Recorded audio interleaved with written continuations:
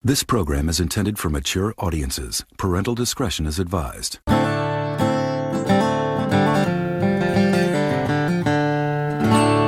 Hello and welcome to the Hard Fried Podcast. That is Mike Combs. I mean, wait a minute. Mike Martin. That is Michael Combs. That's Keith Clanton. I hope so. Look, y'all, we're just getting used to this change. We're recording in the living room now instead of around my really small dining room table. And I think it's just throwing us off. Maybe you, but... Oh. Maybe well, look, two of the three of us are Michaels. It's Yeah. hard. So, It's hard having a chance lot of... you're going to get it right. It's hard to have a lot of Michaels, Mikes in my life. Okay? My sister-in-law's name is Michelle. I mean, it's a lot. Oh my God, what has everybody been up to? Well, you and I went and saw Kylie Minogue in We Vegas. did. We saw the Queen Kylie Minogue in Vegas. She sounded great. She looked amazing. Looked great. The venue, I'm sorry, Voltaire sucked. Especially if you have general admission tickets because you're in the back and those fucking gays were pushing their way. We got there early. Very early. Had nice spot right up against the railing, and somehow we all got pushed out, pretty much. Well, it began with all four of us up against the railing, and by the end of it, our friend Brad had like a pretty good spot. I had like half of my spot, and Michael and Steve were behind us. Yeah.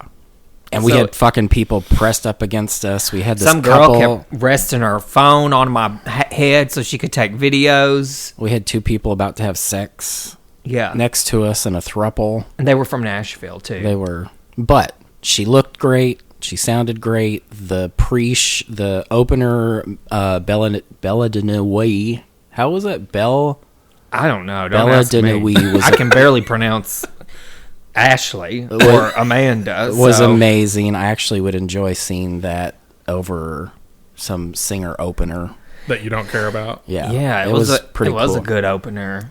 And then the night before, we went and saw Monica Garcia from The Real Housewives of Salt Lake City. We were blasted drunk. I was not.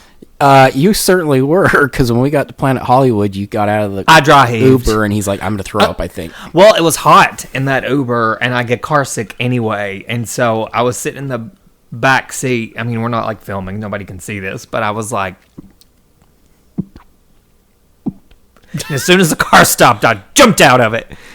And I thought for a minute I was going to lose that food, whatever I'd eaten earlier that day, but I didn't. I did good. And then I had a slice of pizza, though. And I was like, after I got out of the car and like cooled off, I was fine. Yeah. It was just so hot in that Uber. And it was like... I mean... And those Vegas Uber drivers are like super aggressive. Yeah, they are. You know, because there's a lot of traffic down there, and they're like, they know their ins and outs, but it's so fast, and you're like going down all these sides. It was a lot. It was a very quick trip. It was fun, though. Yeah. It was a lot of fun. We met Steve, you listeners. He guested on our I Know What You Did Last Summer episode. Yeah. And his husband, partner. Brad, who I loved. I loved Brad. Yeah, I did too. He's a lot of fun. Yeah, we had a good time. I mean, look, the only two times I've been to Vegas, I got litty titty too. So, I mean, with y'all, Kelly Clarkson was one of them. I just feel like you have to. You know what I mean? Like when in Vegas. Well, and it's just like, it truly never sleeps. Like, you know, both of the days we were there, we kind of slept in. But then we got up, did things, maybe took a nap. But, I mean, then we didn't go to bed until like 5, 6 a.m. Actually, Michael stayed up later than I did the first night. I went to bed, and he went downstairs and played slots for 3 hours. I did. I didn't get back to the room until after 5. But I passed out. I was tired. Yeah. But, you know, but everything, like, not everything, but a lot of things are still open. You can still go get a slice of pizza if you want to at 3 a.m. You can get a cocktail. Like, everything's... You know what I mean? You just kind of lose track of time. I will say this time, though, we got accosted to see so many strip shows, which did not happen the last two times we went there. That happened a lot this time. Finally, we're just yelling at them. We're gay! Female. Yeah. Well, actually, at one point, somebody approached us And Brad said, "Are there male strippers there? I want to see male strippers." And the guy was like, "Oh no, it's all women." And he was like, "Well, I'm gay, so." Yeah.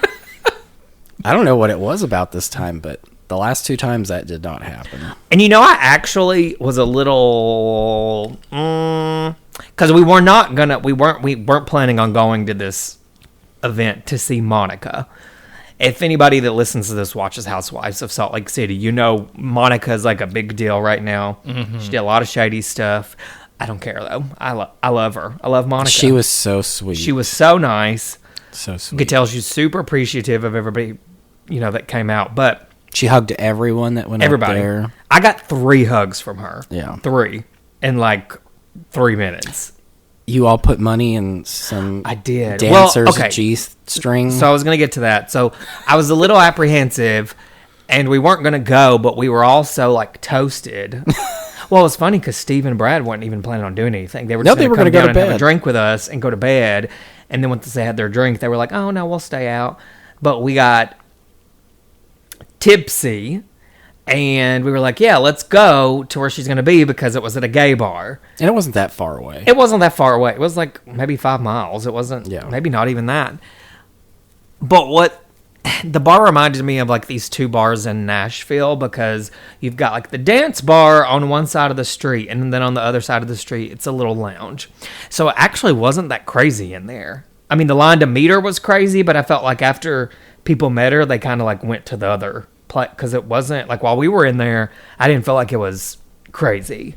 No, pretty much everyone left after they met Monica for the most part. So I can just appreciate the fact that like that club looked like they had their shit together. Yeah. Their pictures looked so good. All the pictures looked good. And I was like, I'm used to like our gay bar taking pictures with drag queens where the color looks awful. It's under fluorescent lights. It looks terrible. Well, and remember at Play they used to have that like backdrop up on this. Well, it wasn't really a backdrop, but it was part of the stage. But that's what you got your picture taken in front of, and it was like glittery sort of. So that always fucked with the lighting in the pictures, and I would be like, take that shit down, No, that like the way it was set up there. Y'all look like you were on like a fucking red carpet with her. That's what they did. They had like it looked like a little step and repeat, and it was off to the side, but they had like an actual light shining on you.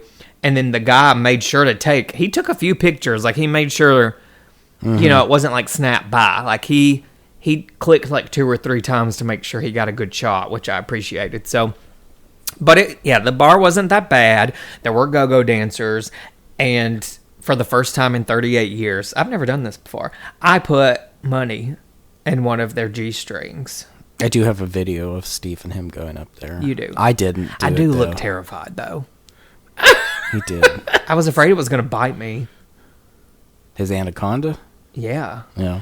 I mean, look, the first time I ever did that was in New York City, and I was very drunk, and the guy was like coming on to me. I'm sure it was probably just to get more tips.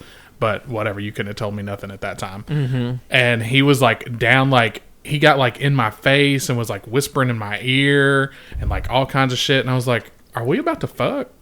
Oh, like, how much money did you give him?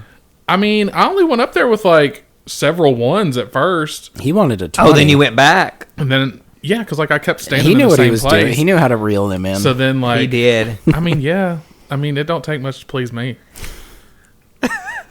Is that so? I'll have to ask Ryan about Thirsty Thursday. I'm fucking parched. Well, look, I didn't have any ones. All I had was A 2 5? 5s, and I was like, I'm gonna go put this 5 in that man's G-string. Well, the thing is like I went up there with several ones because I knew if I had several ones, then that means I could put multiple things in there. So I had more opportunities to touch Did him. you go down the front cop of Phil? I mean, I didn't have to. He literally like held it open for me to look down in there. Was it big? Yeah. His name was Gustavo. Gustavo. Was it like all shaved and stuff? No, he was like Because this was probably when? 2011. I'll just say, like people used to shave everything. No, he was like moderately hairy, but he was also not like American.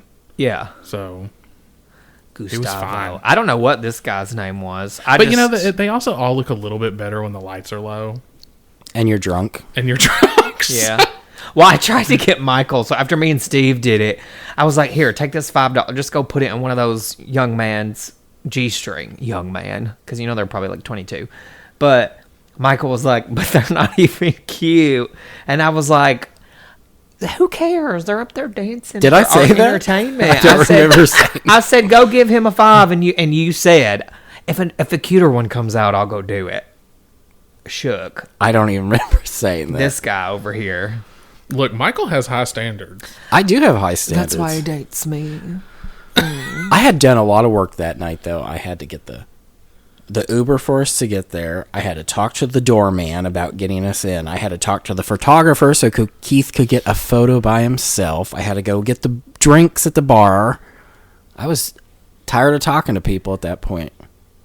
You were like a worker at the bar. He's my fairy godmother. He'll just tell me, do this, do that. I'm like, okay. Look, I've trained him well. What can I say? What can I say? Okay, well... Enough about Kylie and strippers. And enough about Monica. Vegas, although I'd love to go back. So, we are back with episode 3 in our Supernatural series. I do have a question for y'all. Of course, always have a question. You ready? Yes. Have you ever decided to expose your stalker on national television, leading you to seek refuge at a colony inhabited by home-wrecking werewolves? Not anytime recently. No? No. Home-wrecking werewolves. That would be a fun show. It would be a fun show. I'd watch that show. Well, you're in luck, I guess. If that's your thing. If that's your thing. Because today, we are covering The Howling. What do you see? The Howling. Somewhere in this city, in this human jungle, it begins. Just try. He's right there. What do you see? What's there, Karen? What do you see, Karen? What's there? Somewhere in these woods, in this primal, sensuous, secret place, lies an experience too terrifying for words.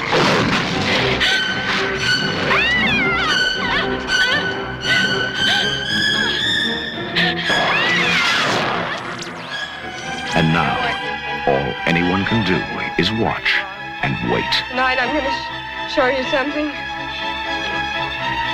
Make you believe.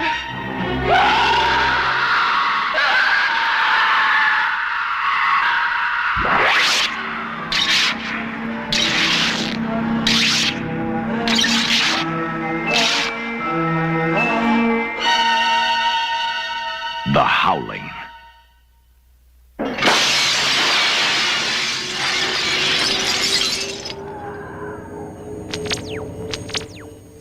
The Howling is a 1981 American horror film. Well, it's a film, y'all. I'm not starting over. Directed and edited by Joe Dante. It was written by John Sayles and Terrence H. Winkless, based on the novel of the same name by Gary Brandner, which I didn't even know it was a book until last night. I mean, it's in the credits, but I guess I never you didn't? noticed it before. Yeah, I never noticed it before. The Howling stars Dee Wallace as Karen White, Patrick McNee as Doc Wagner, Dennis Dugan as Chris Halloran, Christopher Stone as Bill Neal, and Belinda Balaski, Queen. Yes. Belinda Balaski as Terry Fisher. Michael. Yes. Please kick us off. So the movie opens with a fun title card, and then we get a fuzzy TV with some sound bites.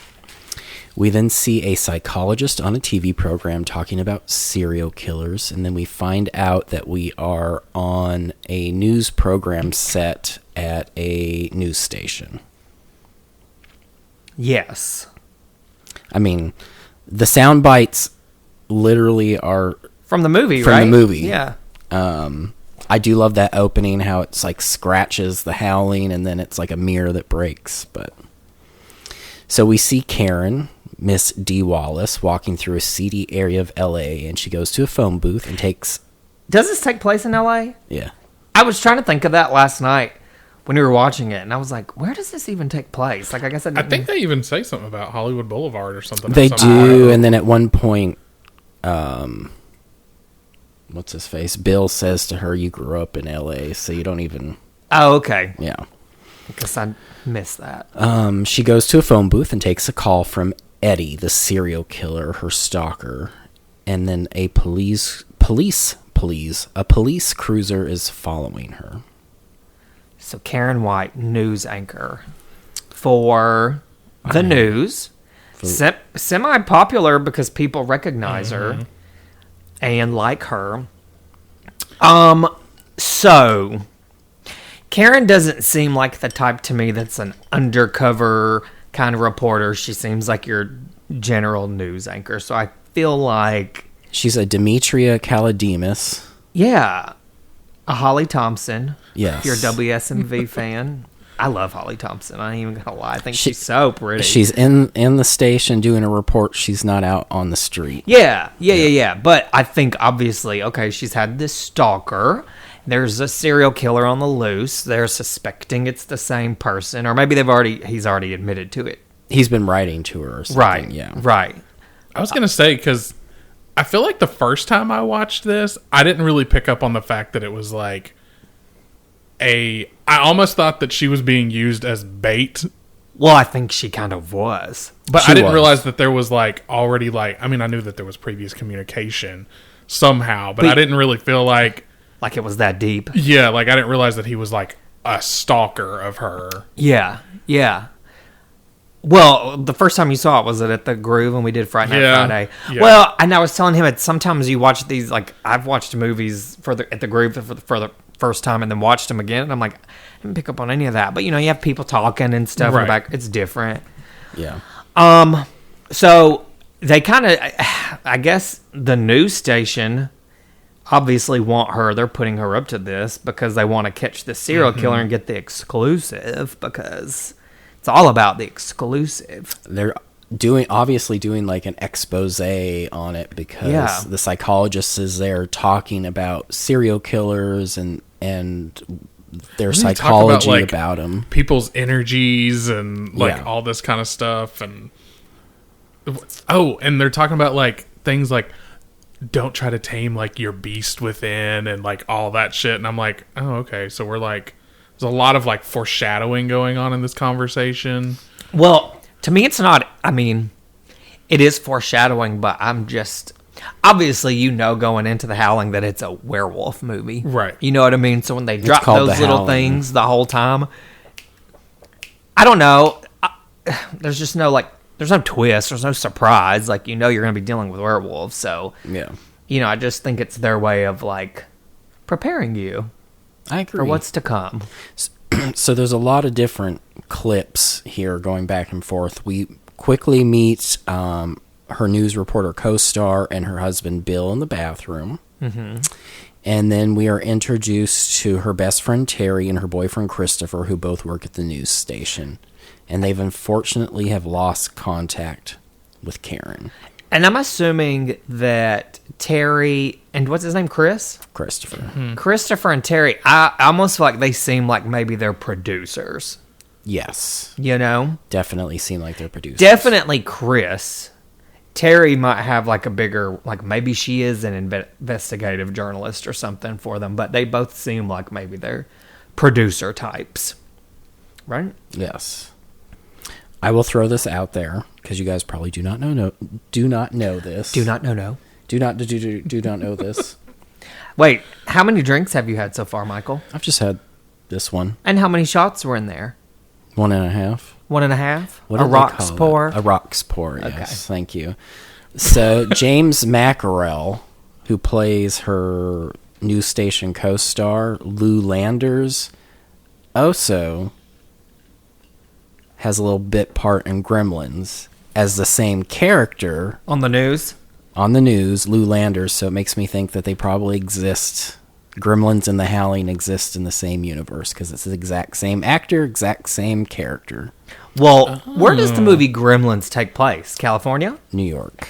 Well, what would he be doing on the news in New York unless it was like He got a new job. Today Show? Maybe he got a new job. But maybe it's like a MSNBC, CNN type thing, right? I mean, he left L.A. Creature and went to New York Creature. Okay.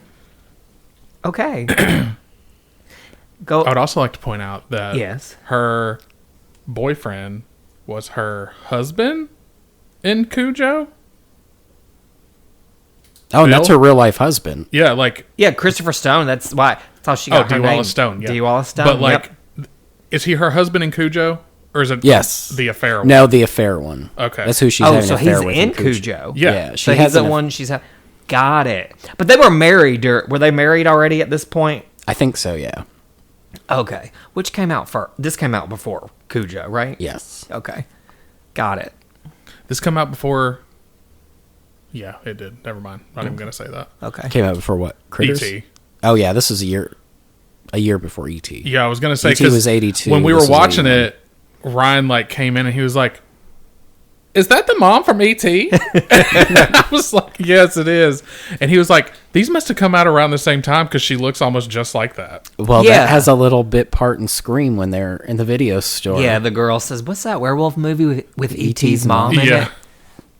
Yeah. Yes. Look at all these connections. Look at God. Look at D.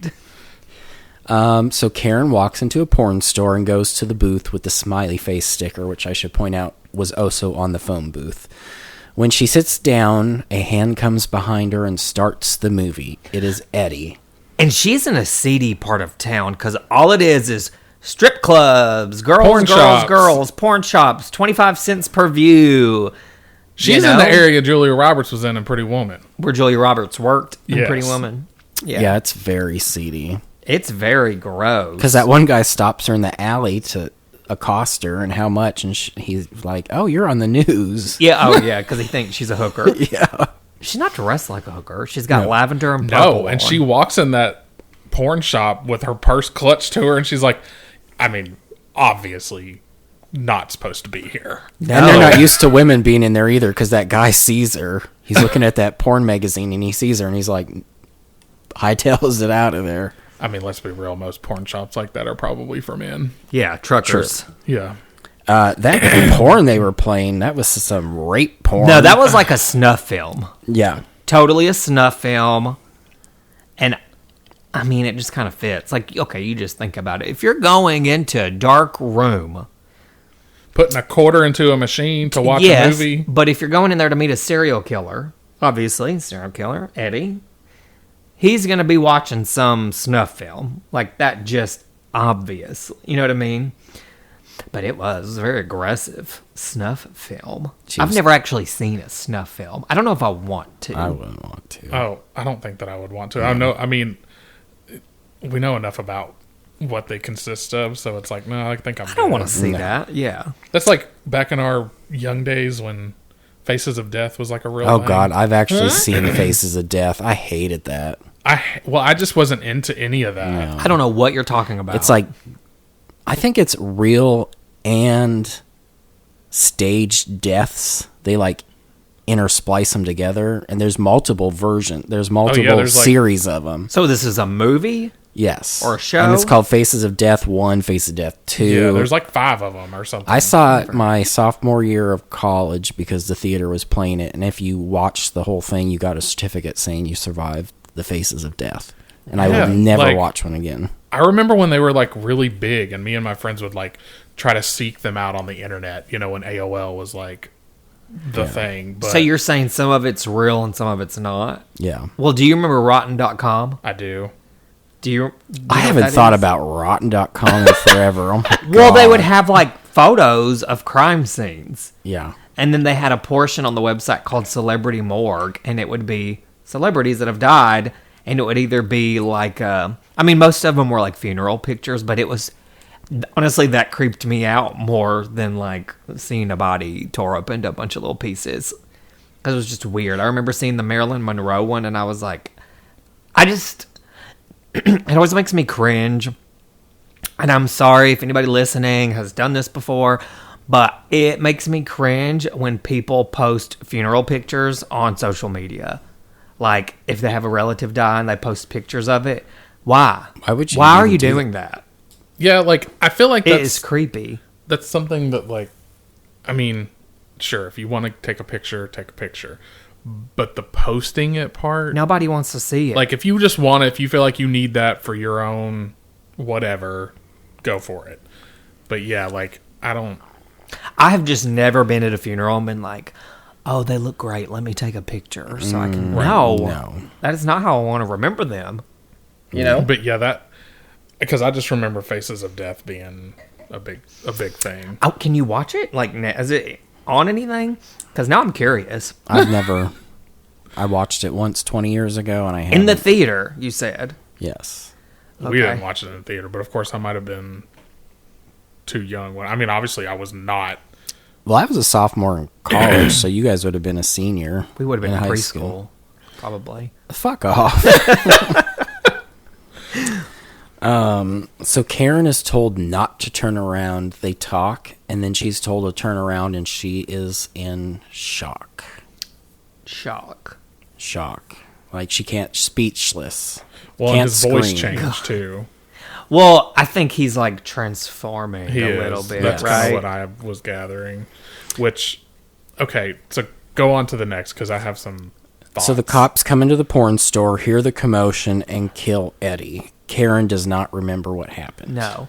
Well, did we even mention, I don't know if we mentioned this, but she is wired, and they're trying to trace the phone call, but the cops are out watching. Like, because they make a comment about, oh, she's going to have a purple But and then they lavender lost outfit. communication. Yes, yeah. So they're involved.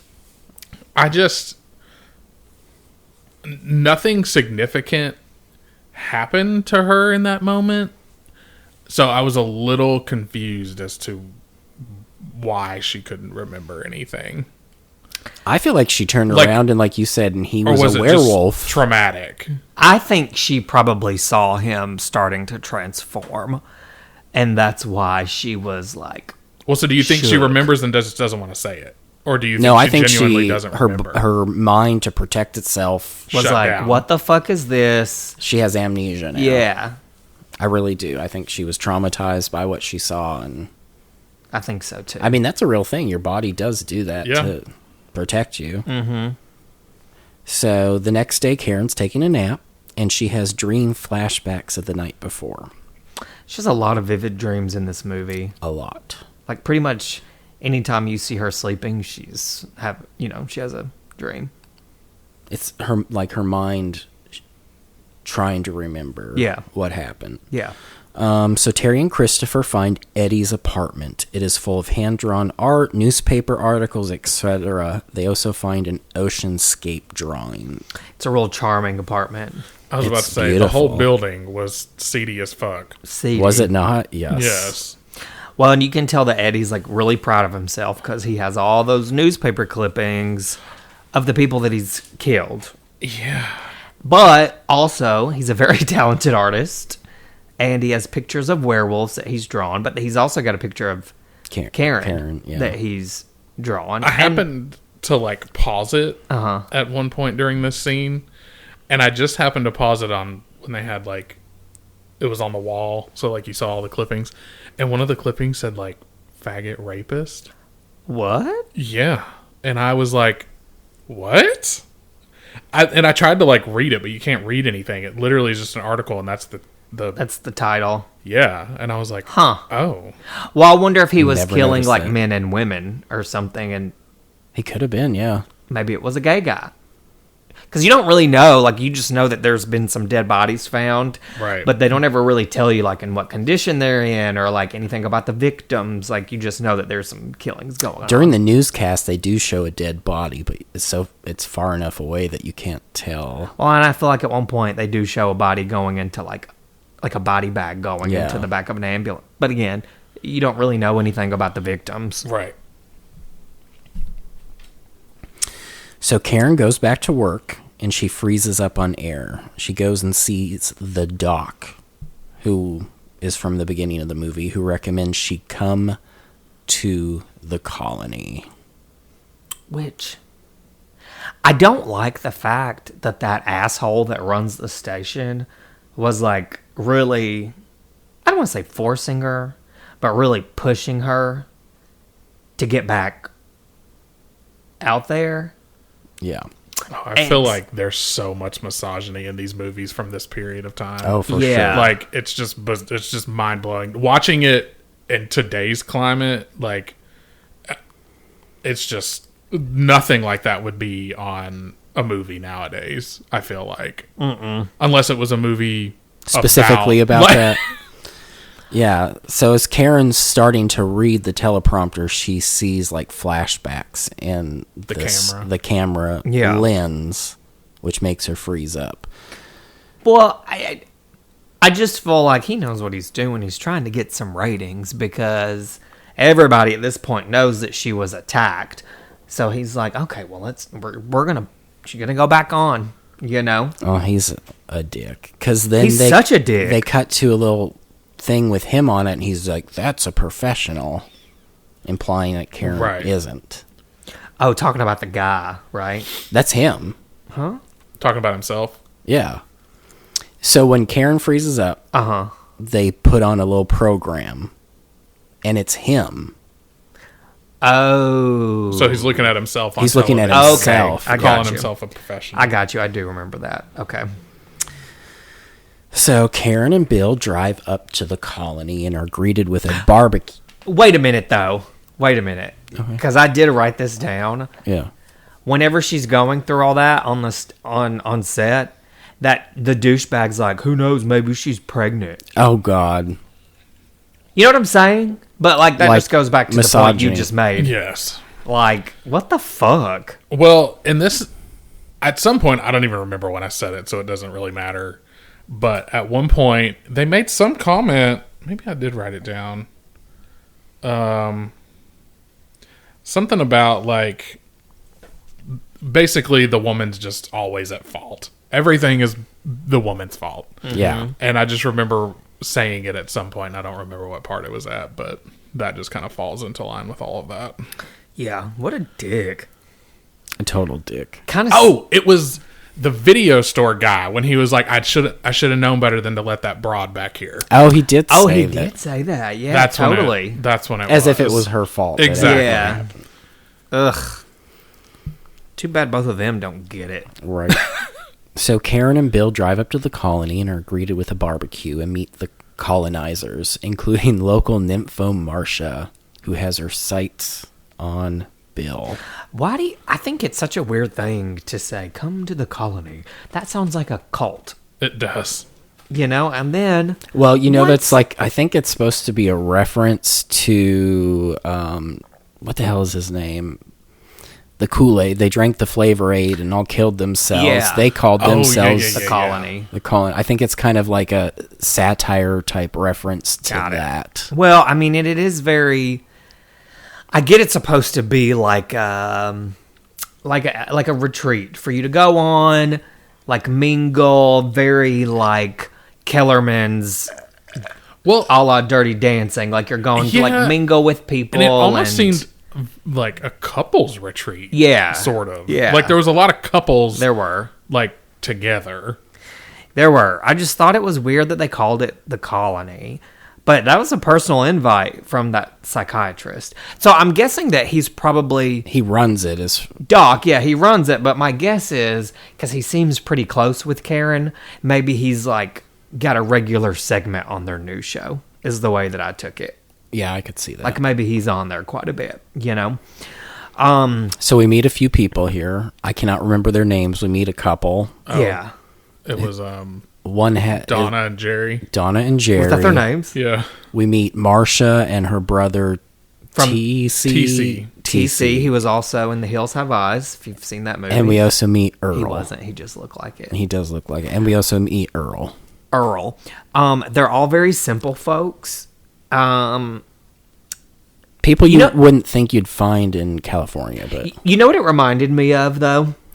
Because obviously, you know, in movies, like with Supernatural, like there's all kinds of different vampires. There's all kinds of different werewolves. Like depending on what you're watching, it's different, right? This group reminded me a little bit of Blood. werewolves in True Blood. Like Oh. Like, they're good old people. Like, they're having fun. They're Southern. Yeah. They seem Southern. You know, but they're pretty simple people. I mean, they're having a barbecue. Yeah, it But- reminded me of True... Now, in True Blood, they're a little rougher around the edges, but this was like a PG version of those werewolves, Yeah. if that makes any sense. They're having a barbecue. There's music. They have a band playing. And Yeah, it's they're like having a good bluegrass. time. And Yeah. I feel like I would have fit right at home with Donna, and me and Donna would have talked shit about Marsha the rest of the night.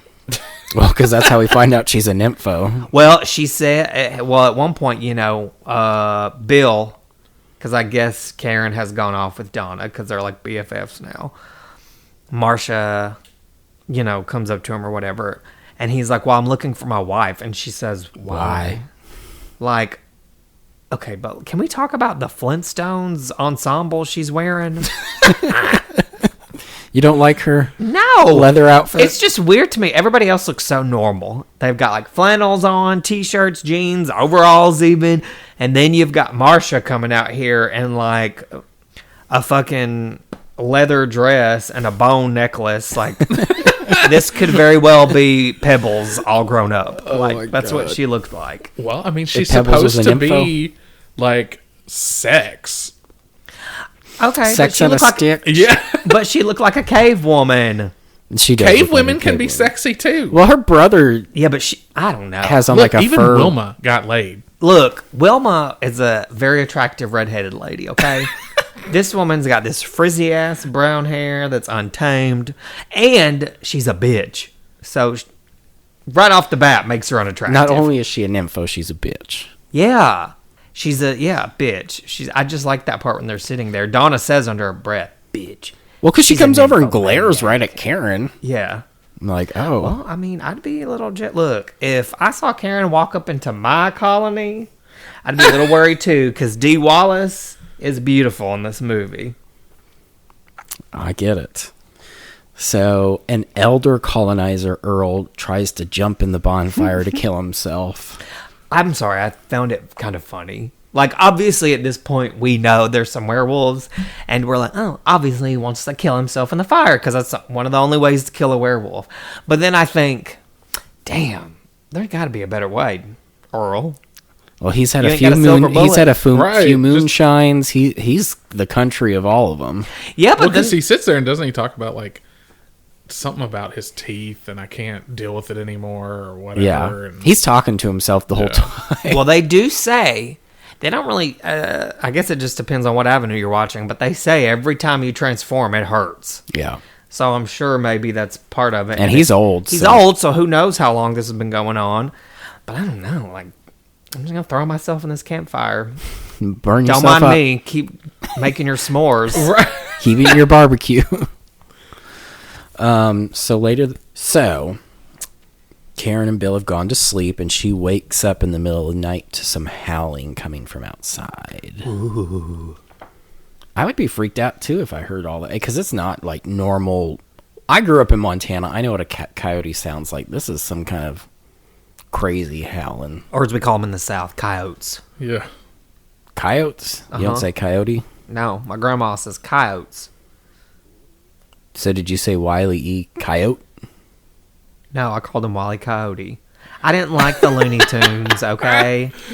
I was just wondering. I never, honestly, to just play off both of those, never really understood why it was pronounced coyote when it's spelled coy. In what world does that mean kai? Yeah, it should be coyotes. Coyotes or coyote. Coyotes are being loud tonight. I have no idea. So she goes and gets up, she's stoking the fire, and she hears something outside. Which, okay. So, this is my issue with this scene. Was she was literally like terrified in the bed of the howling and whatever. But then she just goes straight up out there with a flashlight by herself. No fucks given.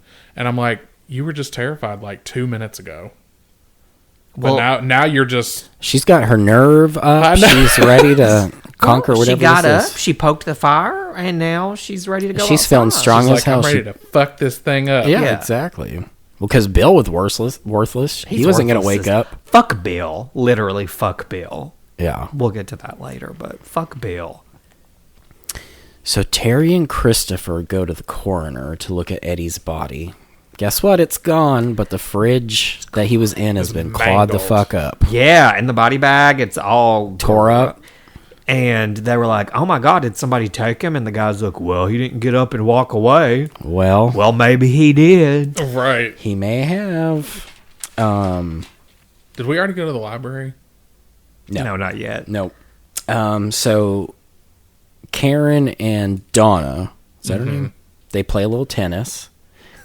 And then Dee Wallace looks so cute in her little tennis she outfit, does look by the really way. cute in her little tennis. I agree. I thought she was so pretty in it.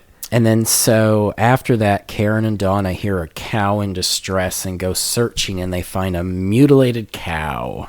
Oh, Yes. poor cow, which is really random. Like, there's just a random cow out in the, like, where's this cow belong? They're not on a farm. In the beginning, I think when they're sitting on the thing talking about somebody has like someone has some cow. livestock or Yes. whatever. Oh, okay. Well, I missed that. And then that kind of comes up at the end of the movie, too, why there's cows next to the colony. Okay. Yeah. Got it. Because I guess I missed all that, but I just, when I was sitting there watching it, I just thought to myself, it's a weird spot for a cow. Like, why a cow? Why isn't it like a coyote? A coyote. Yeah, yeah. Like Mike said, I think they're at the barbecue, and someone says that someone had, or somewhere, someone at some point before all this, someone says they have like 5 acres of cow pasture next to the colony. Okay. That someone at the colony Got it. has that. Maybe yeah. that's where all the barbecue came from. Like, they. Well, they're startled because that's where they meet Sam. Sam's the local sheriff. Uh-huh. Because they claim that they heard a report or someone called in about all this, and that wasn't. There was another cow or 2 other cows that had been mutilated. Okay. As well. Got it. So the next day, Bill goes out hunting with the guys while Karen has her group therapy. Which I thought was so weird. Why are all the guys going to hunt and all the girls stay back for a group session? I'm like, This has to do with what he says. misogyny. I'm just like, not okay. Why are all the women in here? Like, or Well, because men are too strong to be going to therapy. Yeah, but they don't it's- have anything wrong with them. but they make it seem like, well, nothing's wrong with the men. It's all the women. Like, the women Yeah. are the one that need the therapy. So Right. stupid. I also would like to note that prior to this, we find out Bill's a vegetarian. So I He do is a think it's kind vegetarian. of... Obviously, he was trying to fit in, but it's weird that he's going hunting to begin with, because I don't know any vegetarian hunters. They're going to just agree to go kill animals. Yeah. They hunt greens at Trader Joe's. Yeah, exactly. And he was the one that did it. Like, first shot. He did. Yep. Yeah, he killed that poor little bunny. And so Karen's trying to recall her memories, and she just cannot get there. We get further. She can only get to a certain spot, and it stops. This is where you're talking about now. Terry and Christopher go to a bookstore and get books on the supernatural / werewolves. Well, it looks like an occult-themed bookstore anyway. I'd love to go to that bookstore. Oh, Well, I did yeah, too. like all those odd books. Now, okay. Now, I know that this is a werewolf movie, obviously. But at this point in the film, it's not like Chris and Terry have this hunch that, oh, it's a werewolf. Yeah. You know what I'm saying? They don't really... Like, there's all these clues, but they haven't really flat out said that. So I thought it was weird. Like, what led you to this particular bookstore, right? Like, I get that there were drawings and stuff in Eddie's room, but was that enough to make you think that you needed to go to, like, an occult bookstore to look for books on the occult and the supernatural? Like, I just thought it was a big jump. Right? Well, I thought at some point when... after they took those pictures, like, from Eddie's apartment, and they made talk about, like, oh, we found out what his last name was, Eddie and all that Quist. stuff. And I thought somewhere in there, that detective that they took those pictures to, I thought he said something about the victims having bite marks on them. Well, but even then, and that could be true, but even then, like, okay, we just think this is the real world. Like, what would make Why you would you think, jump right to the supernatural? it's a werewolf. So I just thought it was kind of odd that this was the bookstore they went to, and they're right out the gate looking for books on supernatural. Yeah. I think it's... Or maybe Terry was just really intuitive. Look, Terry's... I think I'm just gonna go ahead and Terry's say it. searching Terry- I think it's the investigative reporter in her. She's searching all angles because Christopher's like... He's just kind of a tag along. He's like, werewolves aren't real. Terry's my favorite character in this movie. Yes. Terry. I love Belinda Balaski's character in this. Obviously, D. Stone is wonderful. Like, but for me, and I think I even told you this because, okay, so the first time I ever watched it was with Michael. But then the second time I watched it was probably at Friday Night Friday when we showed it. And I remember leaning over and saying, I love Belinda Balaski. But I love Belinda Balaski. she's very, too, so- maybe she's just very intuitive. Or, like you said, she's just like, okay, I'm going to leave no stone unturned. No D Stone that's what it unturned. is. No Dee Wallace stone unturned. I will say here, the bookstore owner is actor Dick Miller, Yep. who I think was in probably every single one of Joe Dante's movies. Yep. And He's the neighbor in Gremlins, right? he's Mr. Futterman in Gremlins and Gremlins 2. Yes. He's in Chopping Mall too. He's a janitor in Chopping Mall. He's in everything. He was in everything. He's passed away a few years ago. I'm pretty sure he's the dad, Kirstie Alley's dad, in Look Who's Talking as well. You're probably right. I'm not 100% sure. It's been a long time since I've seen that movie, but I think that's who plays Kirstie Alley's dad because he's in both. He's in the Look Who's Talking and Look Who's Talking too. Dick Miller's was in a lot of stuff. So his name in this was Walter Paisley. Mm-hmm. He played the character Walter Paisley 6 different times throughout the history of his movies. Oh. The first time was in the 60s in a movie called A Bucket of Blood. This movie, Joe Dante loves to throw Easter eggs at you all the time. And this is an Easter egg. Got it. So, Dick Miller plays Walter Paisley. Any relation to Brad Paisley? No. Kimberly Williams. Shut up. He was also in Father of the Bride. Oh my God. He was the father of the bride. So Bill has killed himself a rabbit, and he goes to Marcia's home to have her cook the rabbit. There she makes a pass at him, and he leaves. I hate Marcia. That's all I have to say about this scene. She's like, I'll cook it later. Yeah. I'm going to cook your cock first. In her cabin that looks like Ursula's lair in The Little Mermaid, like full of shit, potions, and it's messy and like telling you, she's a fucking cave woman. But she's an animal, so it kind of makes sense why. Whatever, go ahead. I mean, he kissed her back in the beginning of that kiss. 110%. So, like, that's what I always pay attention to with scenes like this.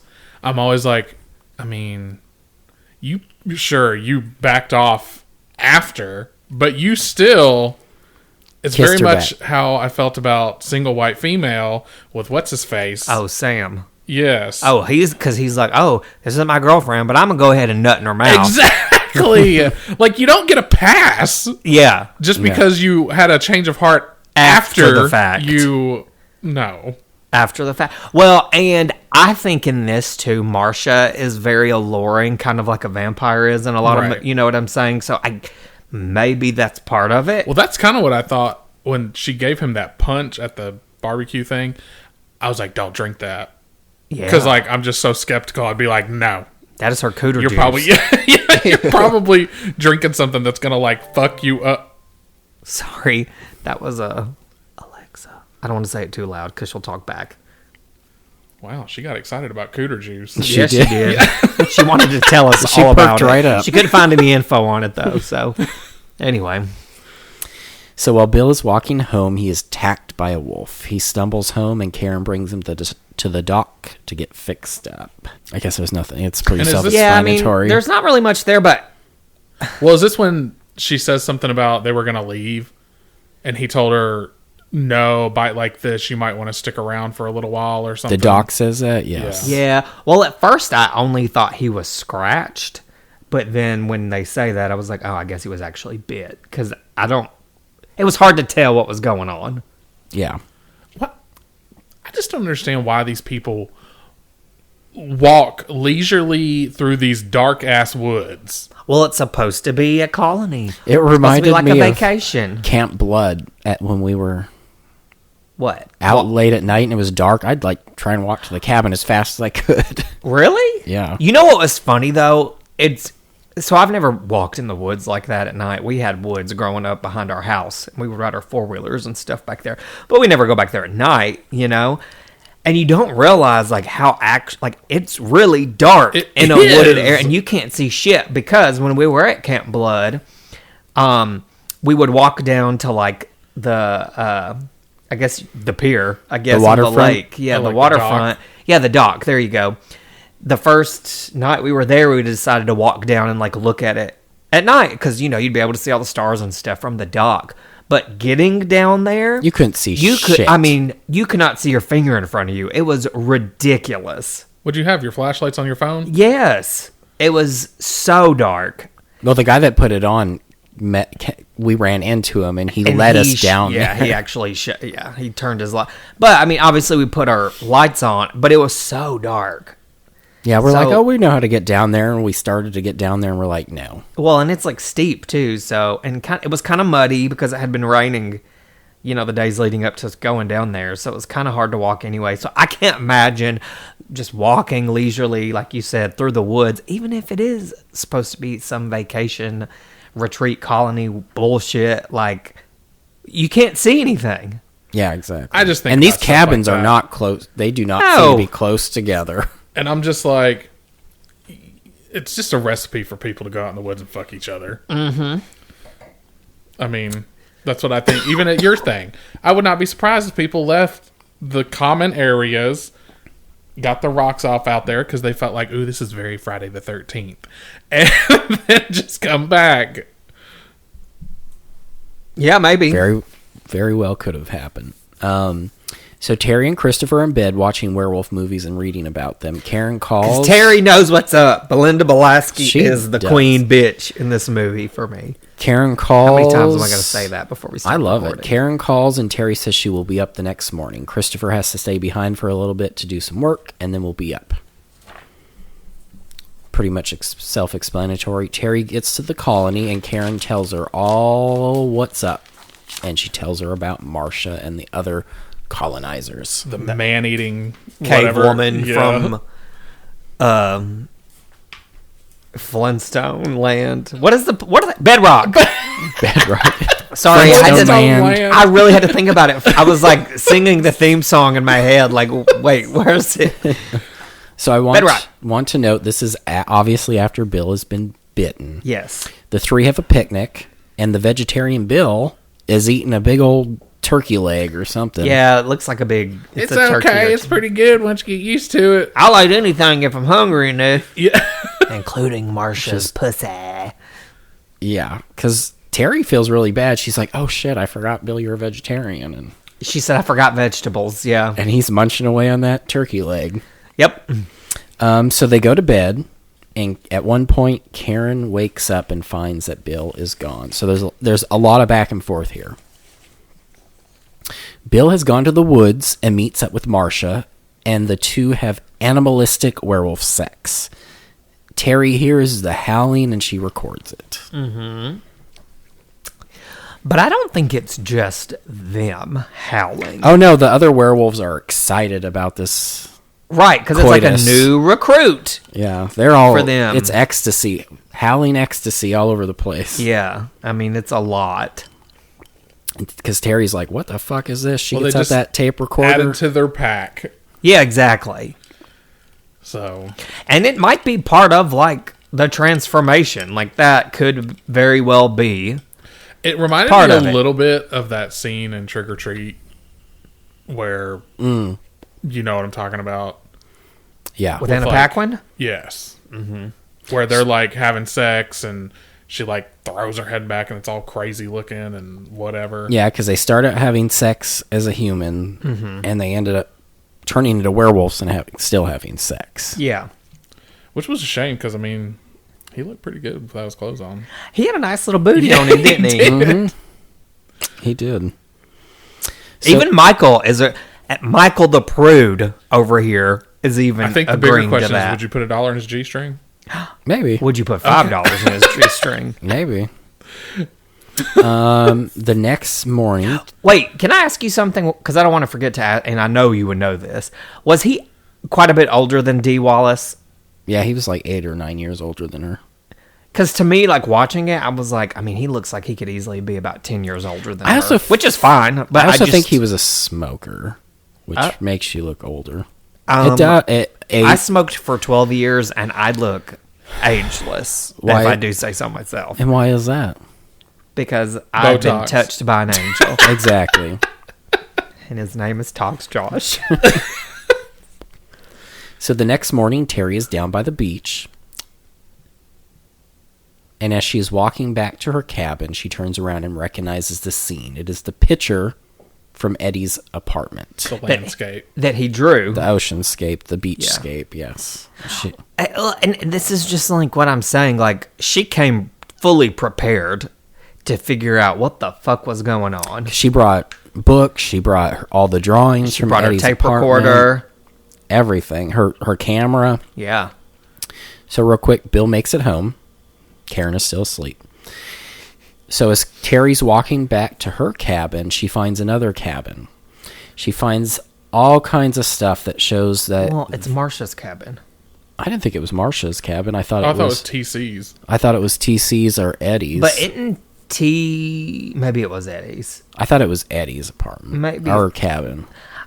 I thought maybe... I think it's Eddie's, and I will tell you why. The drawings and stuff. The drawings and that sticker.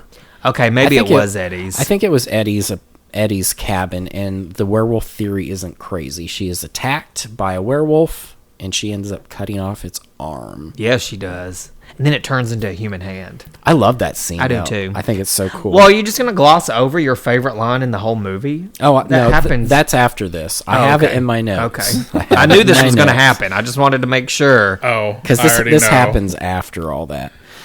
So poor Terry. I don't know. I love Terry in this whole thing. I do too. She's my favorite character. She's taking photos. She knows what's up. And she goes through that like secret door, and she's like, "Oh shit, these are fucking werewolves." And then she gets attacked, jumps out that window, and it's smart enough to grab that hatchet.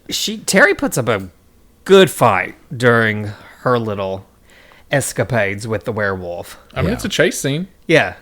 It's the only one we get in this movie. Yeah. And it's a good one. It is very good.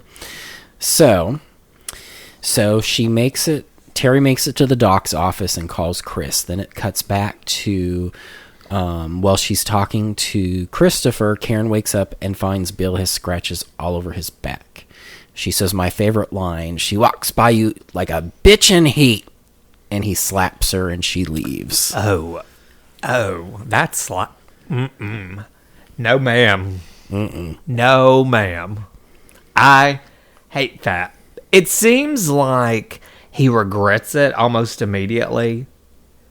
And so part of me is like, well, he's a werewolf now, so he's probably having trouble controlling his emotions. But also, no. You don't slap. No, he backhands her. Well, but then he goes on to kind of make excuses for it, which is irritating as fuck. But like, because he's like, you don't know how hard it's been. And I'm like, what? That she's been fucked up and not fucking you? That's that literally you had to what go, you're mad she about. tried. Yeah, she tried to come onto you one time, and now you're like, oh, the shots are fucking me up. But then you go out and you fucking get it up for this bitch by for the fire. Marsha with the frizzy hair. Nope. Marsha with the bad hair. And you got Becky with the good hair at home. Fantastic hair, actually. Yeah. But like, yeah, no. Like I said, I feel like movies have come a long way with this stuff, because I feel like when I think about some of like, I mean, even like my favorite movies, they, like when I watch them now, I'm like, ooh, that probably didn't age well. No, there's a lot of shit like that in movies. Yeah. Especially movies from like the 80s and 90s. Mm-hmm. Even some from like early 2000s. Yeah. No, I hate this. I hate that he slaps her, because then he tries to, like you said, regrets it, and she's like, get off me!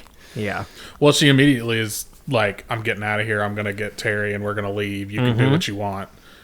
And she's like, I don't care what you do. Yep. She's over it. Good for you. She's done. You pick. Get out. You Good pick for info, you, I'm leaving. Karen. I don't know why I love that scene. I love that line. I just love that line. And having Dee Wallace say it back to me was like a highlight of Well, look, Dee my Wallace. life. When you met her. Yeah, when I met her at Scarefest. That is your favorite line. I just feel like Dee can deliver lines really well. And she can also scream really well. Yeah, Yes. I think she's a good crier, too. Yeah. I mean, Dee Wallace was, in her prime and like those 80s movie, she's pretty amazing. She's still amazing, but I'm just saying, like... Oh, the 80s was her. Prime. notch. Yeah. So while Terry is talking to Christopher, they find files, including one on Eddie. She is attacked and killed by a werewolf. But not that quickly. She put up a fight. She sure did. She... Well, is it not Eddie? It is Yeah, Eddie. it is. Yeah. I love this whole scene. I think this is like She one doesn't of the know best that's Eddie, scenes. though, right? Probably not, because the only person that's seen Eddie is Dee. Is Yeah. Karen. And she can't even remember what he looks like. Right. But earlier on, and you didn't really touch on this, but when she goes outside after she hears the howling, somebody's watching her from the woods, and it's Eddie. And that's when you know, oh, okay, Eddie's here. Like, you know what I'm saying? Yeah, Do you remember that? Okay. I do remember So I that. was like, did I make that up? Do I No. wanna make sure? No, you. But didn't. anyway, So there's a lot to this scene. You have the full... No, this isn't the full werewolf transformation yet. That's later. He's already a werewolf. He fucking slaps the shit out of her. I did kind of love, obviously, I didn't love that Terry dies and she gets it, but I did kind of love that he, puts his hand down and grabs that file yes. from her. I loved that, because I was like, it's very, a human Thing to do. thing, Because then she looks up. but She's he's short. in, full werewolf mode. And these aren't short werewolves. These are No, they're big. tall werewolves. And Christopher hears everything. Because he's still on the phone. Christopher's really, you think about it, he's the only likable man in this entire movie. He is. And And because he's really where all these other guys are super misogynistic and He-Man's, he's very much Terry's fucking bitch, essentially. He does whatever. But they're also, lovers. Yeah. Yeah. But he's her lapdog. If she's going somewhere, he's going somewhere. Well, I think that's probably true. You could assume, since Terry is the badass bitch that she is, she ain't gonna be with a dude that's misogynistic and all that. I would love for Bill to slap Terry. She would have fucked him up. she would have. As Mike said, Terry puts up a really good fight. I feel like she's so close to making it. He does grab her and I think rips her throat out. Mm-hmm. So poor Terry is dead. I know, it's so unfortunate because it's really the only death, aside from the werewolves, it's really the only death in this movie. And I'm like, why did it have to be her? You couldn't have killed Donna? Right? Yeah, but Donna's a werewolf. Oh, we don't really know that. Yeah, not at the time, yeah. So... So after Christopher hears all this, he calls Sam the sheriff. Uh-huh. He says he's going to get a hold of the state boys and meet him at the center. Christopher goes and buys some silver bullets. This is really random, and before I forget, I'm going to go ahead and throw this out there. Do it. Did you notice that, all throughout this movie, they're eating wolf chili? I have that in my note, Wolf Brand chili. Yeah, those No, are I those did little... not.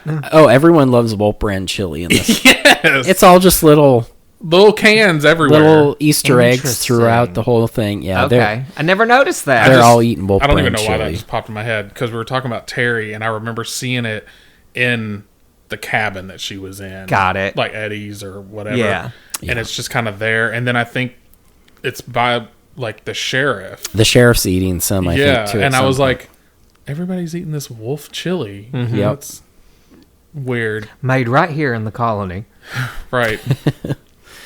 So Karen makes it to the doc's office and finds it destroyed. She is confronted by a not-so-dead Eddie. As he is transforming into a werewolf, she throws acid in his face. Yeah, okay. No, this is one issue that I do have Okay. with Dee Wallace in this movie. When she finds Terry, her reaction is very underwhelming to me. She's just like, and that's it.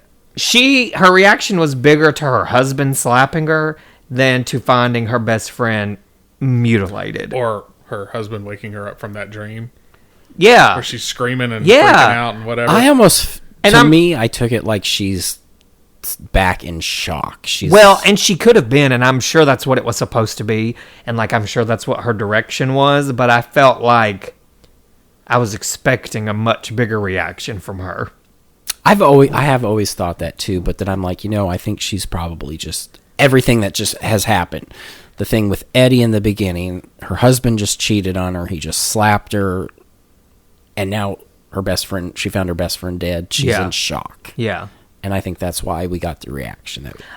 The non-reaction we got. The non-reaction part didn't bother me as much as like,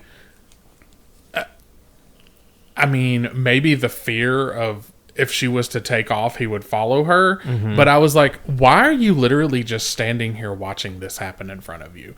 I would have been out of that. Are you talking about the transform when he starts to transform? Yeah. Yeah, the big transformation. I mean, scene. I get for movie sake, right? We had to see this iconic transformation scene because everybody's seen it. I mean, shit, before I even saw The Howling, I knew that scene with his nose and everything. Out all elongates. Yeah. And yeah. But like, I was just like, what? You're just standing here. I would not be standing there. No, I would have been getting out. But, I mean, people react differently. Some people... But if she's in shock, maybe she just cannot move. Or in terror, like, you just kind of freeze up. I think she's back in shock, terror. She's like, you're dead. How are you in front of me? Yeah. Talking, pulling out a bullet out of your brain. And you also have to figure, we've watched this entire movie, and she hasn't been able to remember this guy. Yeah. So, this is the first time she's seeing it again. So I guess maybe it is like, remembering shit, almost. This is what I forgot. Yeah. Like, because here it is. So, I mean, I guess it's probably the worst case of deja vu you can probably have. Well, lucky for her, she was a quick thinker and she fucked Eddie's face up with that acid. She did. She made it out. So, unfortunately for Karen, as she leaves, she is taken to the barn under gunpoint by the colonizers. There, she finds out everyone is a werewolf, including Doc. She is also told Bill is one of them now. Ultimate betrayal. Mm-hmm. And he was such an ass to her, too, when he came out of the corner. Because she's like, oh my God. Runs to him, and then he's like, no. Oh. Pushes her off of him. Yeah. I'm with the cable. Who was on the table? Huh? Who was on the table? Do we know who that was? That was Terry. Was it? Yeah. Oh, okay. See, it didn't like show it, and I just like remember thinking because Marsha's sitting back there like queen bitch, and God, she's such a bitch. that dead body on the table, and I was like, I just couldn't get it good enough. No, that was Terry. This is also where we find out that Doc has been trying to assimilate them into society. Yeah. That's why the cows are there, because they're eating the cows instead of people. Got it. And basically, no one wants to assimilate anymore. We want to be animals. Well, I think at the end humans are our prey. At the end of the day, like Doc is technically the leader of this colony, and like you said, he's trying to get them to blend with humans, but Marsha is really the one in charge and taking, I think, the lead on everybody not wanting to do that. Yeah. So even though he's kind of like the main guy, like she's calling all the shots. There's a coup here at this point because Marsha's in charge. Yeah. So while this is happening, Christopher makes it out to the colony and goes to the doc's office. He is confronted by Eddie. Eddie has taken his gun and then gives it back to Christopher and tells him, "Shoot me." And Christopher obliges. He doesn't think he's got those silver bullets in his gun. Eddie's dead now. For sure. Okay, so this doesn't really have anything to do with the plot of the movie, but I really like it when Christopher stops at the gas station and he's like, "Hurry up." And the one guy's like, "Not everyone can afford a Mazda. Some of us have to work for a living." And I just thought, what a dumb line. Like, what do you think he did to get that Mazda? First of all, Mazda's not that great. Second of all, like, how do you think he afforded it?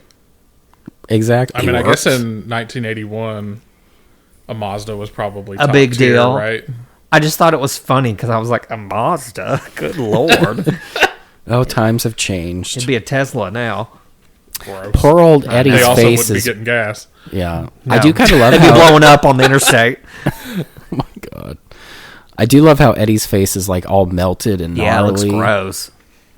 He definitely has not... His werewolf traits have not healed him yet. He's No. still hurting from that acid in his face. And That was a pretty gross scene, though, when he was like... what he said something to her right before he starts digging in his head. He's like, "Oh, you want to know what my brain looks like?" he says, "I want to give you a piece of my mind." Yes. Oh, yeah. And he was reaches in so that. gross. Because it does Yeah. that weird close-up. Yes. Yeah. So Christopher shows up at the barn, and as they are escorting Karen out, they were going to kill her and make it look like an accident. Dumb. Basically, a little plot. They were going to put Terry and her in a car, start it on fire, and push it down a cliff, Thelma and Louise style. and make it look like she got killed in an accident. When he gets there, he kills one of them, and they don't believe him that he has silver bullets, so he kills another one. Now they believe him. He also kills Doc. Yeah. He shoots a few of them. Yeah. Donna's... I don't remember who the first one is, but he kills Donna. It's CJ. Is it CJ? TC. TC. He kills TC. Oh, yeah, because he's the arm. And then he kills Donna's husband, Jerry. because Jerry's like, "Bullshit, you have silver bullets." And then you could tell Doc wanted to get killed. Yeah. Totally. He wanted it to be But over. He's then like, poor "I'm over Earl's still this." living. Yeah, when Doc got shot, he says, "Thank God." Mm-hmm. Like he was ready for it to... And then Earl was... He's the one that's wanted to die the whole movie. I know. So he grabs Karen, and they lock the rest of the werewolves in the barn, and they start it on fire. Which I thought was really funny, because I was like, now it could not be this easy to get all them in that barn and lock the door. Like, regardless if you've got a gun with silver bullets in it, it only holds, what? We'll say 6, depending on what his magazines. I don't know much about guns, but, like, they couldn't be all that scared to where they just back up into the barn and you're able to shut them up in there like that. Yeah. Like, that would never happen. The only thing I think of is that they were so thrown off guard that Maybe. they were smart enough to have silver bullets. They're like, "Oh, fuck. Yeah. No one's this smart ever." Yeah. Maybe. We don't bring smart people to the colony. No. Just dumb ones. The werewolves start breaking out of the barn, and as they drive away, they are being attacked by them. They are ripping the shit out of that barn. I like that one scene where the werewolf's head's like through the wood, and he's like, snapping through it. And they're tearing up that car, too. They are. you think they're about tearing it. up that poor Mazda. That poor Mazda gets fucked up, and then they jump into the police car, which also gets fucked up. Well, they manage to get down the road. They run into Sam. Karen's like, "Oh, stop! It's Sam." Well, Sam's a werewolf. Duh. Christopher kills him, but while that's happening, Sam shoots off some bullets and I think blows up their tires. Yeah. So they go to the cop car. Then that fucking thing is not... That piece of jalopy isn't wanting to start. It's no Mazda. It's no Mazda. Nope.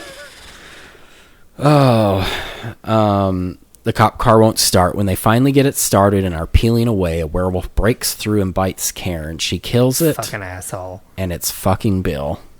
fucking Bill. He's got that ugly tattoo. That's what gives him away. Yep. 'Cause I don't think it ever shows his face. It just shows his tattoo, right? Yeah, they show the human form in the back Yeah. seat. It's Bill. Back at the I news. was so pissed. Yeah. Because I'm like, you mean to fucking tell me she's done survived this whole movie? And then... you gonna bite her on their way out. And then, not just like any werewolf, of course, for the dramatics, it's got to be him. Yeah. But like, But, I mean... But it's almost like, Boo, you only been a werewolf for like 2 days. You don't have any kind of like emotional connection to her anymore. Like, Right. I don't know. Well, clearly not. I mean, he it's backhanded bullshit. her real quick, so... He did. That's bullshit. So back at the news station, Karen goes on air. She tells all the viewers about the colony and the werewolves live on air. She starts to transform into a werewolf. Christopher comes out and kills her on the air. The news lady turned into a werewolf! I Well, a lot kinda of those like people that. at home watching it, they're, damn, these visual effects are really good. Like, they don't I think love it's the real. two little kids because the mom's like, "What are you kids watching?" And she's like, "The news lady turned into a werewolf." I do hate it. That's a really I think this movie has a really solid ending. And, you And know, then, of Karen course- is, like, bound and determined. She's like, we got to make them believe. So, like, she planned to do this. I just hate that they killed her. And all I can think about now, when we watched it at Fright Night I know Friday, what at the you're gonna very say. end, Ashley got up there to talk about The like Pomeranian. y'all were going to give y'all. I don't remember what she was going to say, but she said, "Oh my God, did y'all love how she turned into a Pomeranian at the end?" Because y'all, she did not look like the other werewolves. No. She looked like And she a was little crying. Oh, I know. She looked was like crying. a little Ewok from Star Wars, is what she Yeah, looked she like. didn't look like a werewolf. But I almost wonder if they did that because it's like, oh, this is Karen. We like her. Let's make her kind of cute. Yeah, I think so. Poor Karen. Poor I hate Karen. that. I know, but she. You know what though? It's more impactful. Definitely. Having I've it never in seen. this Have way. you seen the sequels? Because there's a bunch of sequels. No.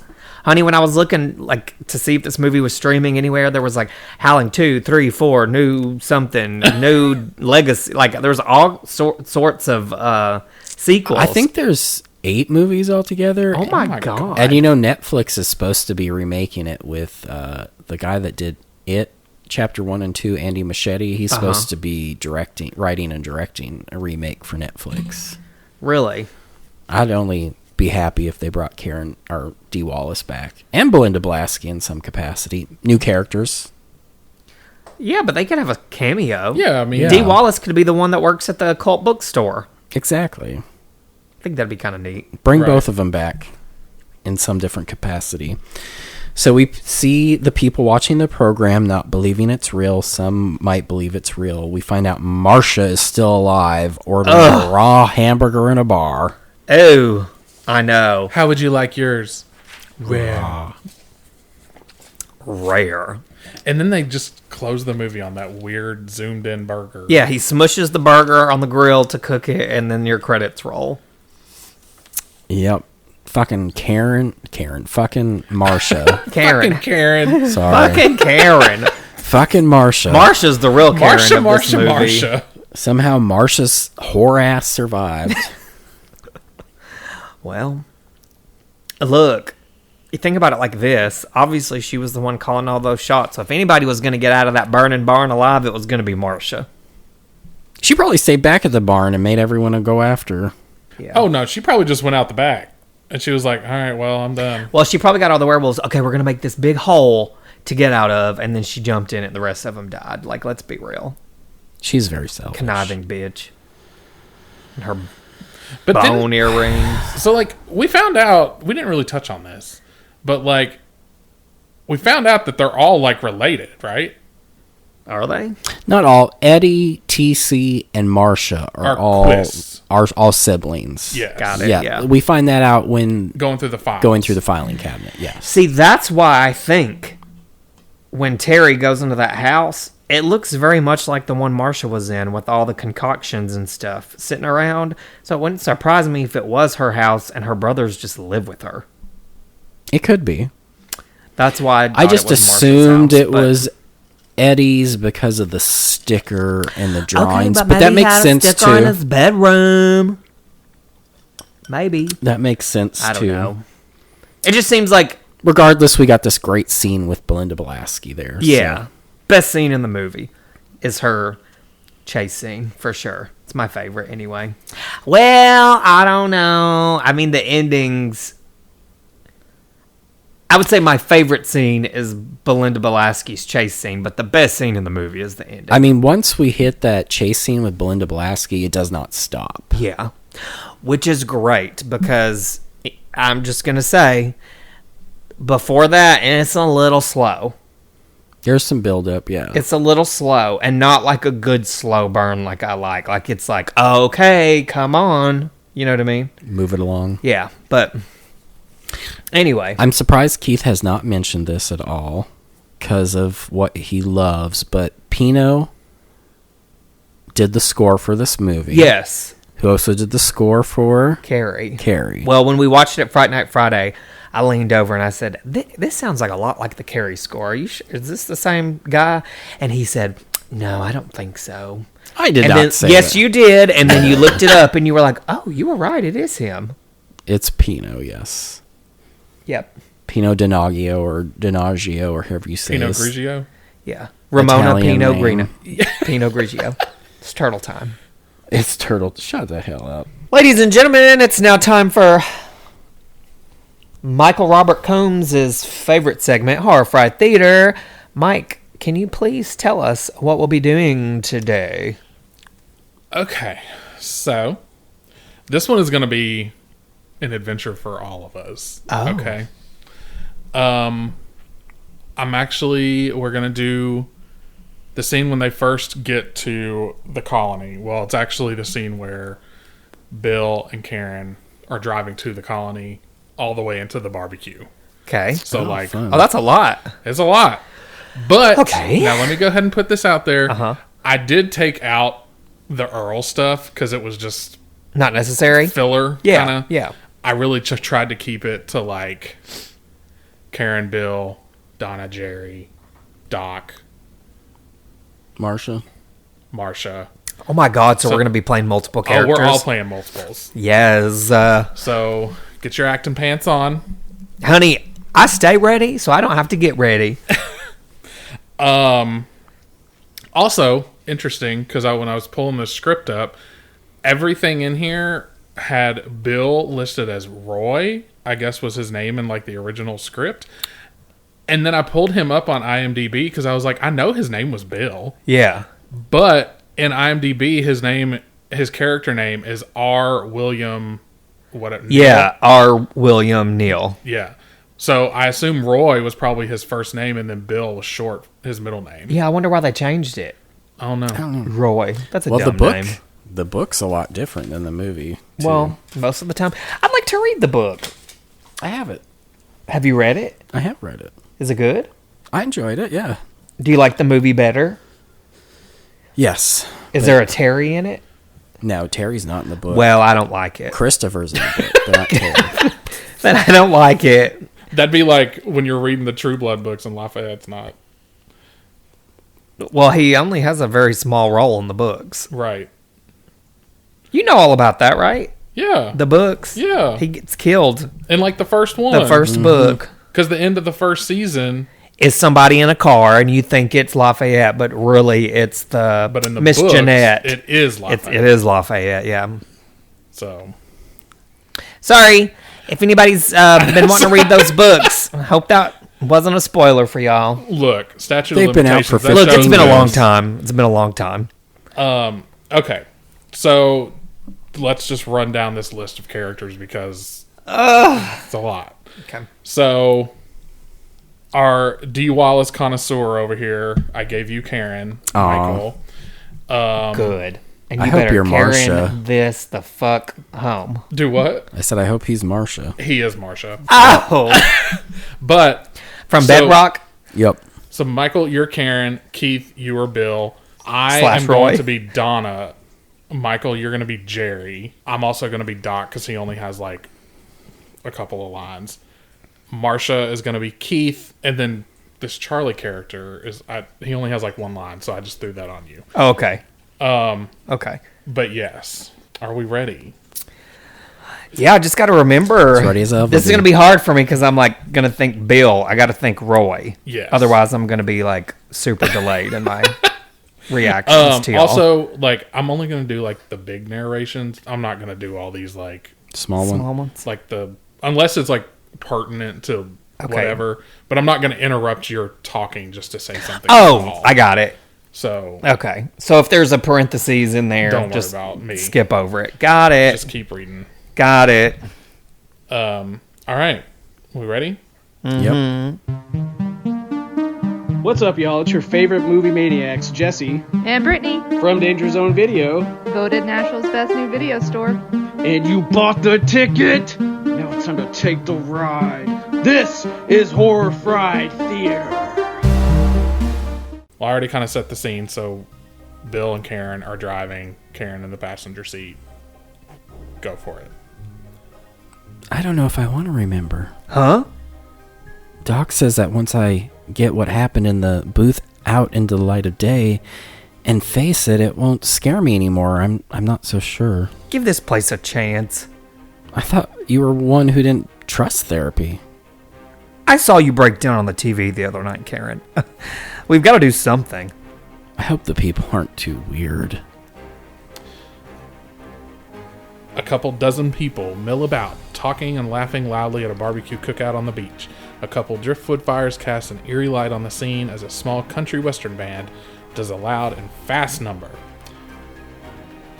A large carving knife slicing into a side of beef sizzling on a spit over fire. Jerry Warren, a colony member in a stained apron, waves a hunk of beef on a meat fork at Karen and Roy. Bill. He has to shout a bit over the party sounds. Jerry Warren, I'm in software. Pleased to meet you. Little prime rib? No thanks. I try not to eat meat. Karen offers a paper plate. I'll try some. Karen West? Oh my god! Donna, in her late 30s, enters the picture with a drink for Jerry. We watch you on the news all the time.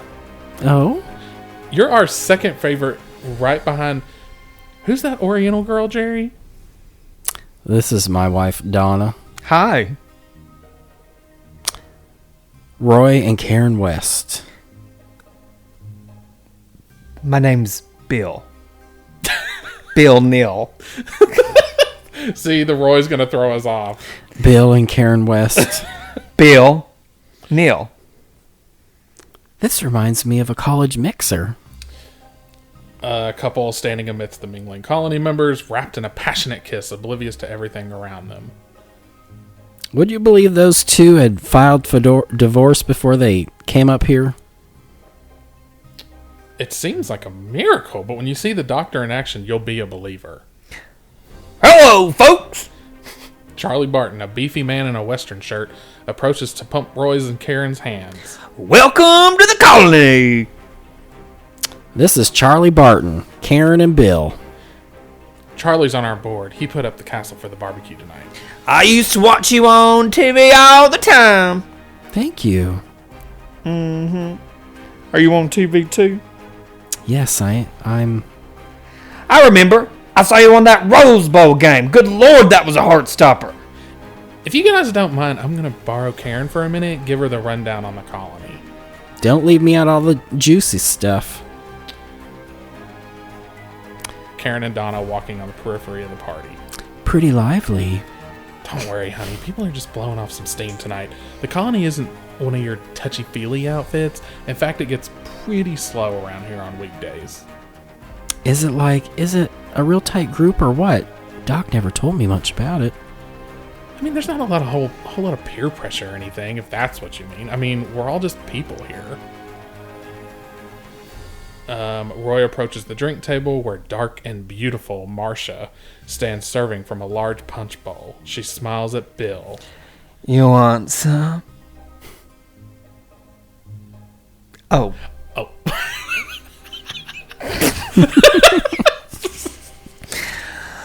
Yeah, why not? What is it? It's good. Marcia dips her ladle into the bowl. Roy grabs a cup. She poises the ladle above Roy's cup, holds his eyes, and smiles enigmatically at him. She pours punch very slowly into his cup. Roy is made uneasy and attracted at the same time. Bill. Bill. I'm Bill. Oh, no. Oh, thank you. Bill moves away with his punch. He looks back over his shoulder. Marcia still watching him, the little smile on her face. TC, Marcia's younger brother, wearing a John Deere cap, is staring at something as he opens oysters with a clasp knife at the hors d'oeuvres table. We pull focus to see that he's staring at Karen and Donna as they talk to Dr. Wagner. Sorry. Chatting by bonfire, paper plates of food in their hands. And your bungalow? It's just fine. We're neighbors. How come you never told me about this place? Wagner! Marcia pushes her way into their conversation. She seems very angry as she holds out a copy of Doc's book, The Gift. Hello, Marcia. How are you?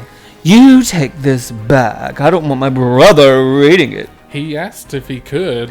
You've done enough damage already. She throws the book at Doc and fixes Karen with a glowering stare. She stalks off. Bitch. We can all learn a lot from Marcia. She's a very elemental person. All that natural energy. She's a nymphomaniac. It's just so unchanneled. She's got a long way to go. So you've survived another horror-fried theater. Congratulations. If you would ever like to come peruse some wares, maybe come purchase a movie mentioned on this podcast, come down to Danger Zone Video, 11942 Lebanon Road, Mount Juliet, Tennessee, 37122. Come visit us and leave absolutely horrified. And that's the end. And I'm gonna fuck you, Bill. You sound like Gene Smart in Brady Bunch movie. That's what I was going for. That's literally That's what I was going for. I love that scene where she's like, "How's your daddy?" Yeah, that's all I'm hearing. Oh, 2 Brady's. I tell you what, when you boys finish, come inside. You can help me make a sandwich. I love it. Succeeded because that's all I was hearing. Okay, good. It's now time for our final finger-licking thoughts here at Horror Fried. We rate our films using the heat scale of Nashville's famous hot chicken on a scale of 1 to 5. No spice, mild, medium, hot, and Nashville hot. Michael. Wow, did it again. Michael. Yes. Michael Combs. Oh my God. I feel like I should talk Dee Wallace from your cameo. Hello, Michael! I love that cameo. Oh my God, we're going to have to put that in somewhere. We have Yes. to. We love Dee. Okay, anyways, Michael, since this is one of your faves, Yes. why don't you kick us off? Well, it's no surprise or shock to anyone that this is one of my favorite movies. I love a werewolf movie. So you're giving it a medium? And this and Ginger Snaps are probably my 2 favorite werewolf movies. For me, there's so much to love about this. I love the humorous bits, the kind of satire part of it, because the book is more straightforward, where this is definitely more humorous. Mm-hmm. I absolutely love the cast. I love Dee Wallace. I love Belinda Balaski. And I even love all the little character actors throughout the movie. You have Dick Miller, you have Slim Pickens, you have John Carradine. You have so much. Is John Carradine related to Keith Carradine? His father. Okay. I love the score. I obviously love Joe Dante because he directed Gremlins and Gremlins 2. And honestly, this movie and American Werewolf in London really changed the werewolf movie, period. Because prior to those 2 movies, they both came out in 1981, you did not see a werewolf transformation like this. Mm-hmm. I will say, in the Howling's defense, a lot of people think that it's subpar to American Werewolf in London, but my counterpoint to that is this movie had a $1.5 million budget where American Werewolf in London had 5.8. So God, that's not a lot of money. They were able to do a lot more back then. Yeah. And I'm an outlier in this. I actually way prefer this movie to an American Werewolf in London. So that brings me to the point. I do too, though. I prefer it. That I've never seen the other one, though. I'm giving it a 5. I'm giving it a 5. I love this. I love everything about this movie. That's a Nashville Hot. I'm giving it a Nashville Hot, a 5. Shocker. Said no sure one. It was going to be like No Spice. Yeah. Old Spice. Mike. So this is my second time watching this. The first time being at our Fright Night Friday thing. And, I mean, like we said before, watching it for the first time there, I kind of felt a little underwhelmed. But I think that's just because of the atmosphere, and it's really easy to get distracted, and you're talking to your friends, and blah, blah, blah, blah. But watching it at home, and I could focus and just enjoy it for what it is, I thoroughly enjoyed it. And, I mean, obviously, we all love Dee Wallace here, so yeah, what's not to love there? But, like, I will say, kind of, to like your point a little bit ago, the pacing in the beginning's a little, it takes a minute to get there, I feel like, but once it's there, it had me. So for me, I'm gonna give it a hot. It's a 4. Got it. Great score. Yes. So I think for me, so I'd seen this once before. Well, twice before, but once before Fright Night Friday. And then watching it Fright Night Friday, again, to your point, it's just like a different atmosphere when you have all those people around and you're like people watching and you're talking and you're like getting popcorn. Yeah, you're getting popcorn, you're drinking a little bit. Like, it's just, it was different. So I just remember sitting there like, okay, come on. Like, you know what I mean?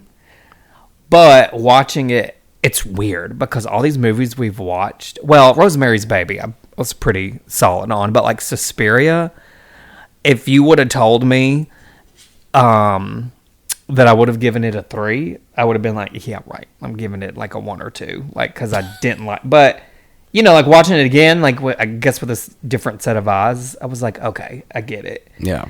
So I kind of feel the same way about this because I was fully thinking I was probably going to end up giving it a medium. Yeah. Because the pacing is a little... I don't like all the back and forth at the beginning of it because at some points I'm just like, it's too quick and it's like not enough. You know what I mean? Like when there's his apartment, like that's a super quick scene. It's not quite enough. When they go to the bookstore, it's really quick. Not quite, like it's just... I don't know. I almost feel like that whole bookstore scene could have been cut and it would have been fine.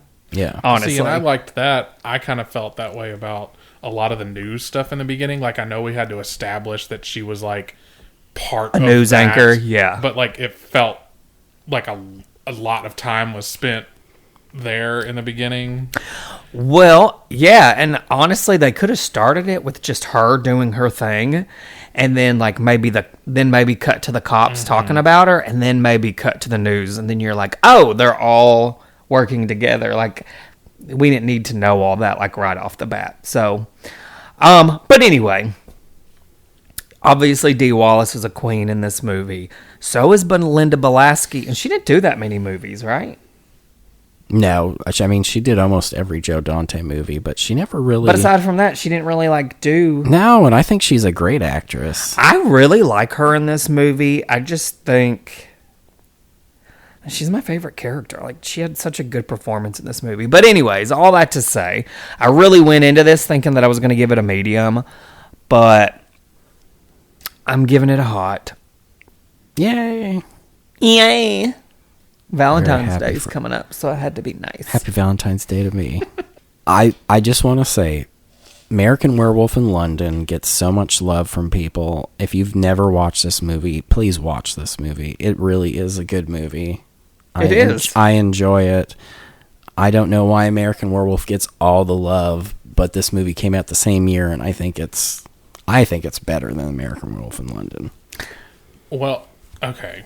So, I have never seen American Werewolf in London. I haven't either. But let me tell you right now, I loved American Werewolf in Paris when I was like 11. Oh, and people hate that movie. And I recently rewatched that and was like, why did I enjoy this? Like, it kind of made me feel how you felt about I Know What You Did Last Summer. Oh, really? Because you're so, like, adamantly, like, it's kind of terrible.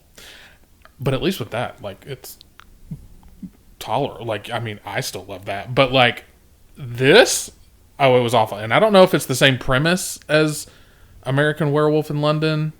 It's similar, yeah. Okay, well, if that's the case, then you already know you're going to. I already know the Howling's going to take it from me. Well, I've never seen it either, but okay, that is a male-led cast. Okay? And this is a female. For me, I'm going to much prefer a movie that's got a strong female lead, and I think we get two really good ones in this one. I love that point, and I completely agree. So, although I know Griffin Dunn is in... Yes, London, London, yeah. Yeah, which Griffin Dunn is the older brother of Dominic Dunn, who was in The Poltergeist, and obviously she was murdered by her boyfriend before the movie ever premiered. So I have a soft spot for Griffin Dunn. Yeah. And he's in another movie that I really like, Big Girls Don't Cry, They Get Even. Do you remember that movie? Yes. Michael's never seen it, but he's in it. He's in it. I think he's in it. He does a lot of cons, too. Yeah, he does. So I would really like to meet. But, I mean, you just can't beat two strong female leads for me. Thanks so much for joining us, y'all. If you like what you hear, please like, subscribe, and rate the Horror Fried Podcast and catch up on all our previous episodes on your favorite streaming service. Links are available on our Instagram page. Once again, we'd like to thank our friends, Brittany and Jesse of Danger Zone Video, for hosting Horror Fried Theater this season. Y'all can find them on Instagram at Danger Zone Video. Join us next time as we continue our dive into the supernatural with 1981's Evil Speak. This was a recommendation from Michael. I don't know anything about this movie. I know nothing about it. Nothing. And you've seen it. I have seen it. It has a very young Clint Howard in it. Yes, a very young Clint Howard. So that's the only thing I know about it, is that Clint Howard is in it. So I'm very anxious to see how this one plays out, because y'all know Michael's pretty notorious for making us watch some terrible movies. But I don't know about that. I mean, anyway, so we'll see. We'll see. Stay tuned. And today I want to leave you with this quote. You can't tame what's meant to be wild. You heard? Huh? Okay. Well, bye. Bye.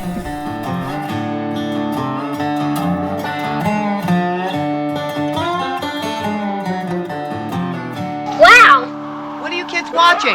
The newslee's turned into a werewolf. Ow!